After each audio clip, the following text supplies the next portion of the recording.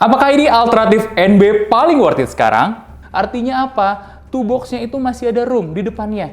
Ini enak banget guys. Goks juga ya, dengan beberapa faktor-faktor yang tadi kita lihat mungkin dari segi materialnya kurang bagus. Halo guys, Dimas di sini dan kali ini kita balik lagi mau bahas RD-less seperti requestan kalian ya. Ini udah banyak ditanyain juga kemarin, terutama habis acara launchingnya RD-less. Nah, gue ngerti kenapa, karena kalau kita lihat ini siluetnya pakai bahasa yang sama untuk desainnya ya, dengan NB XC72 yang tahun kemarin sih ya, 2025 atau 2024 bahkan itu sempat populer ya. Banyak cowok-cowok yang lebih suka pakai siluet ini ketimbang 327 misalnya. Ya kapelan ceweknya pakai 327, cowoknya pakai XC72 ya kan. Karena memang gue ngerti sih, siluetnya lebih gagah, lebih gahar ya, lebih laki gitu. Nah, masalahnya adalah harga NB XC72 itu terbilang agak tinggi. Dan banyak banget di antara kalian juga pernah nge-DM kita 2025 awal kemarin ada nggak alternatifnya? Ya gue jawab nggak ada, karena memang belum ada saat itu. Tapi begitu keluar desainnya ini dia sepertinya alternatif terbaiknya. Kenapa bisa gitu? Udah langsung aja kali ya kita gas bedah sepatunya.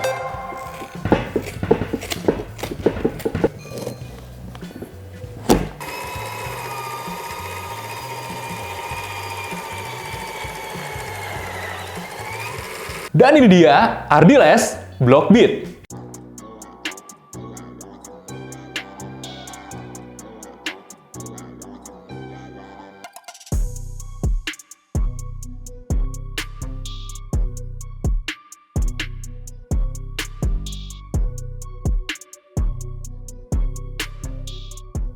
Kita langsung mulai aja dari uppernya ya. Uppernya memang ya terinspirasinya kelihatan banget sih di upper, terutama ini bagian outsole-nya nempel sampai upper, kemudian bentukan uppernya memang agak beda ya, tapi penggunaan kombinasi material suede dengan mesh-nya itu juga ya bikin gue bener-bener inget banget lah sama NB tersebut.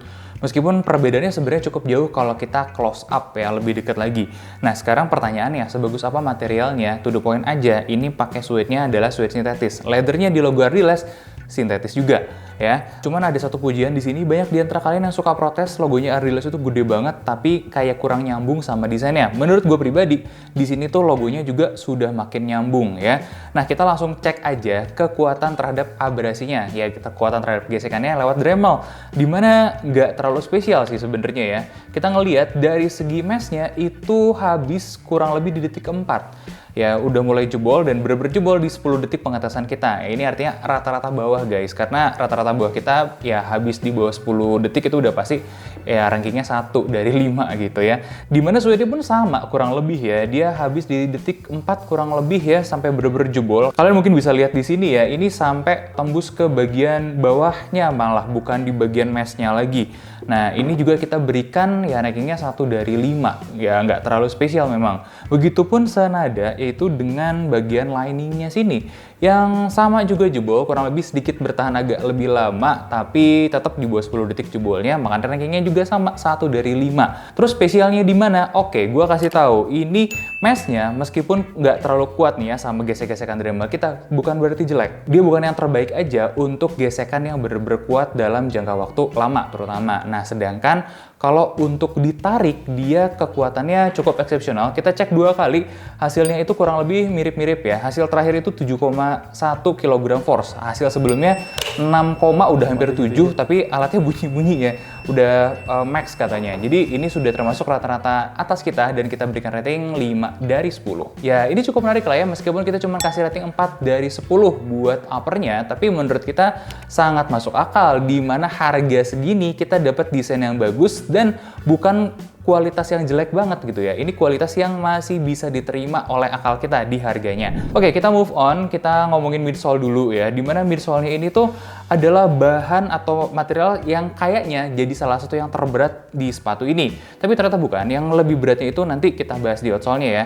Ini midsole-nya tebal tapi cukup enak dan cukup empuk ya. Kompresnya juga ada tuh.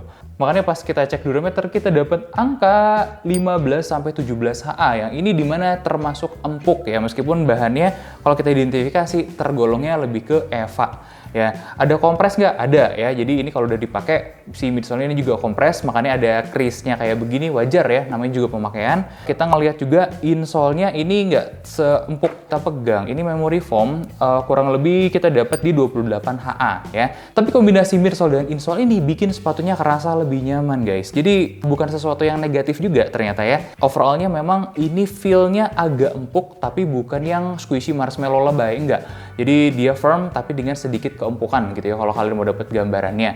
Oke, kita move on ke bagian outsole-nya ya, dimana outsole-nya ini tuh tebal. Kita dapat 5,9 mm di pengukurannya. Ternyata setelah kita Dremel itu berkurang 3,1 mm ya. Ini cukup banyak buat standar kita, tapi nggak apa-apa lah daripada habis ya kan. Banyak banget yang bikin tebal-tebal tapi habis juga.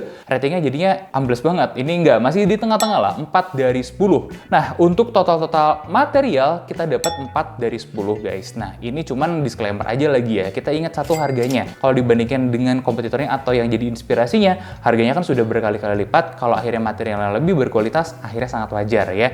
Ardiles juga kan harus cari cuan ya, dengan gimana caranya maksimalin material yang ada di harga segitu untuk bisa jual harga semurah mungkin. Dan menurut gue ini masih fair sih ya dengan kualitas yang kita dapatkan. Kenapa? Karena kita nyambung ke bagian selanjutnya, yaitu konstruksi.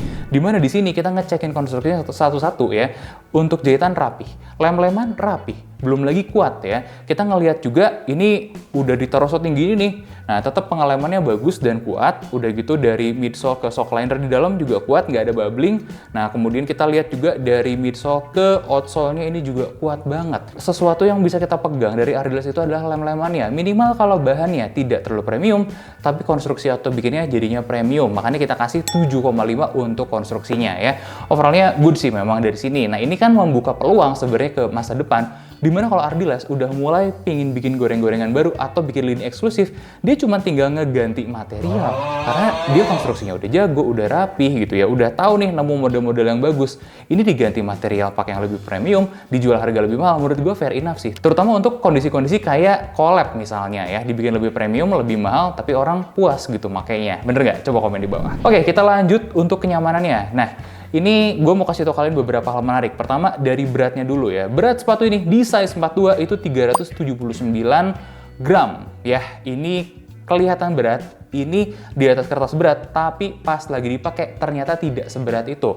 Kalau gue pribadi ngelihatnya atau merasakannya, ini sepatu yang lebih kayak beratnya itu di 300 atau 300 gram kurang, 280 gram malah. Jadi tidak seberat itu, tidak seberat kelihatannya. Goks juga ya.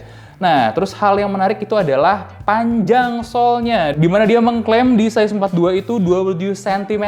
Wrong, ternyata Ardiles itu 28,43 cm ya, lebih gede. Artinya apa? Toe box-nya itu masih ada room di depannya.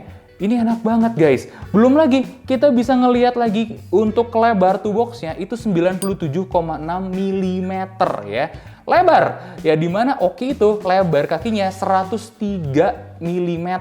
Nah, dengan 103 mm masuk ke sini masih ya cukup generous ya. Nggak nyampe, selisihnya tuh nggak nyampe 6 mm gitu di tekuk ke dalamnya. Ini toe box-nya lebar dan belum cukup itu aja. Jadi bagian atas toe box-nya ini cukup tinggi room-nya, bahkan kurang lebih nih tester-tester kita itu menyatakan kalau jempolnya itu masih bisa gerak bebas di dalam.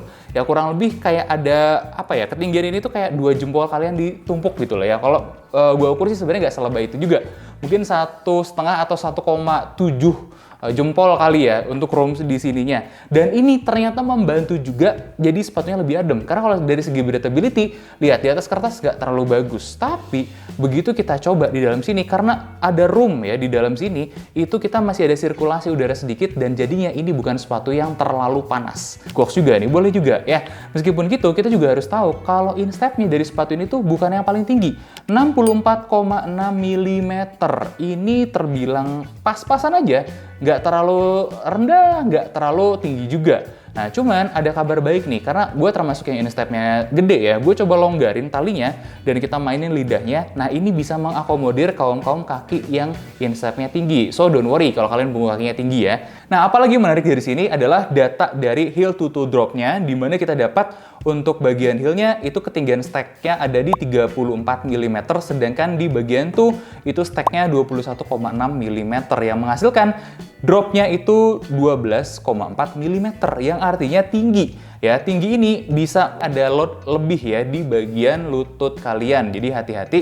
Tapi pengalaman gue memakai ini bukan yang paling buruk, dimana kita sudah nemu ada yang dropnya 18 kemarin, dropnya 17 gitu kan, tinggi-tinggi banget. Ini tidak separah itu. Meskipun gue bertanya-tanya kenapa juga Ardiles bikin setinggi ini ya buat sepatu jalan, padahal mendingan dibikin agak lebih rata. Ya, for whatever reason, ini ada banyak pertimbangannya sih ya. Dan gue sendiri selama mengetes sepatu ini tidak ada masalah yang berarti, terutama di lutut. Jadi itu sedikit menenangkan mungkin ya buat teman-teman yang mengincar sepatu ini.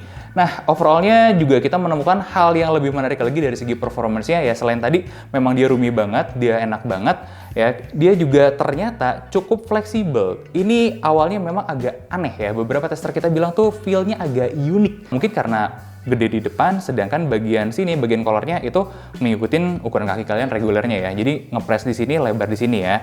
Nah, tapi satu hal unik lagi adalah bagian si midsole-nya ya, itu terlihat agak keras. Percobaan pertama juga agak keras, tapi setelah dipakai sebentar, dia agak break-in. Jadi lebih lentur dan lebih leluasa ketika kita tekuk ya. Nah, di bagian lateral rigidity-nya ini sedikit rigid, tapi secukupnya aja, nggak sampai yang berat gimana banget. Dan torsional rigidity-nya ini juga ada, tapi tidak terlalu kaku gitu ya. Cukup untuk mensupport aja, dan bagian heel-nya itu tersupport dengan baik meskipun agak lembek di sini ya.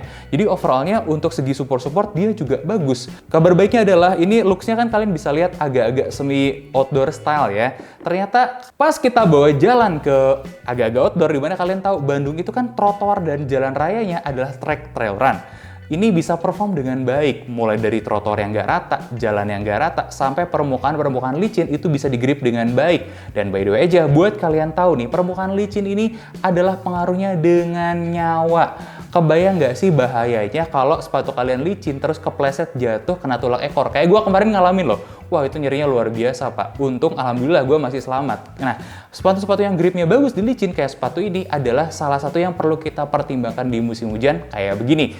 Dan overallnya untuk kenyamanan dan performance ya, gue dengan pede bisa ngasih rating 7,25 buat sepatu ini. Goks juga ya, dengan beberapa faktor-faktor yang tadi kita lihat mungkin dari segi materialnya kurang bagus, tapi untuk konstruksi dan kenyamanannya ini bisa dibilang baik ya, baik sekali. Bahkan ini menjadi salah satu jawaban ya ketika brand Indonesia juga bisa bikin sepatu terjangkau, enak, dan desainnya bagus. Biasanya kan ini adalah sesuatu yang diasosiasikan dengan brand luar. Ya nggak apa-apa lah, murah, yang penting kan merek anu yang ya kelihatannya lebih bagus, kelihatannya lebih ini, lebih itu. Enggak, men, itu stigma yang udah terbantahkan sih kalau menurut gue sekarang. Jadi daripada beli brand-brand luar yang ngasal aja, yang penting dapat mereknya, mendingan beli brand Indonesia sih. Dengan harga semurah ini, kalian sudah dapat safety-nya, kalian dapat nyamannya, kalian dapat performanya sudah sangat baik gitu ya. Meskipun dari segi ya material tidak terlalu gimana banget, tapi kalau kalian beli brand di Sportstation juga yang harga 600-500 kan rata-rata sintetis juga kayak begini. Apa bedanya? Ya kan? Nah, itu beberapa insight gue dari Ardiles Blockbeat ini ya. Mungkin beberapa hal yang pingin gue tanya juga sama kalian adalah gimana menurut kalian desainnya? Karena menurut tim kita ini cakep banget nih. Gak tahu nih kalau kalian setuju atau enggak, coba komen di bawah. Udah gitu, mungkin salah satu ya yang bisa gue ceritakan soal turun size. Dengan mendapati fakta kalau panjang insolnya aja sepanjang itu, artinya kita bisa turun size loh. Ya meskipun gue tidak terlalu merekomendasi ya. Gue yang biasa pakai 46 aja bisa turun ke 45 dengan pertimbangan lebarnya dan panjang solnya yang mumpuni. Nah, itu aja untuk review Ardiles Blockbeat kita kali ini. Jangan lupa like, komen, dan subscribe, bantu kita mencapai 1 juta subscriber.